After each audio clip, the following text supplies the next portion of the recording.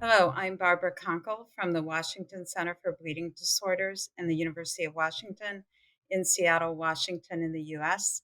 And it's my pleasure to tell you about our abstract using the World Federation of Hemophilia Gene Therapy Registry for long-term follow-up of hemophilia patients treated with gene therapy. The WFH Gene Therapy Registry is a prospective, observational, and longitudinal registry with a goal to collect data on virtually all patients who receive gene therapy for hemophilia via clinical trials or post-marketing. And it is worldwide, and that's really important because hemophilia is a rare disease.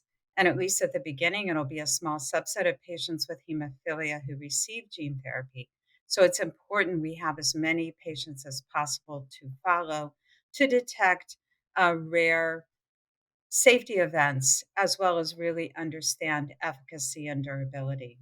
So, the objectives of the gene therapy registry, the primary objective is to determine the long term safety of factor VIII and factor IX gene therapies in patients with hemophilia.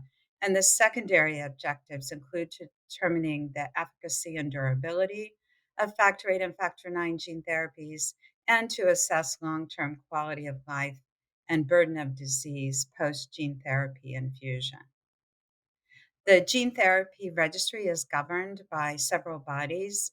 Important is the steering committee, which consists of representatives from provider, consumer, and scientific organizations, including ISTH, and from industry partners.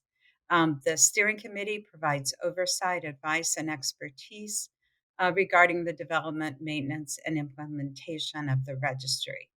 There's a scientific advisory board which has direction for scientific activities and policy decisions, an industry consortium, and a patient advisory group.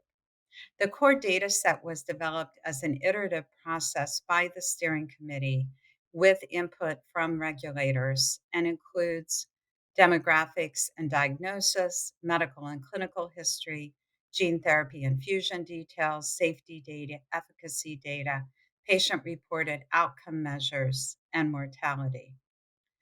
To implement this, we've been doing outreach to individual HTCs, beginning with those who've been involved in clinical trials or gene therapy, and to national registries. So, national registries that collect the same data we're collecting in the GTR can participate through a process which would allow downloading of data periodically from the national registry into the GTR.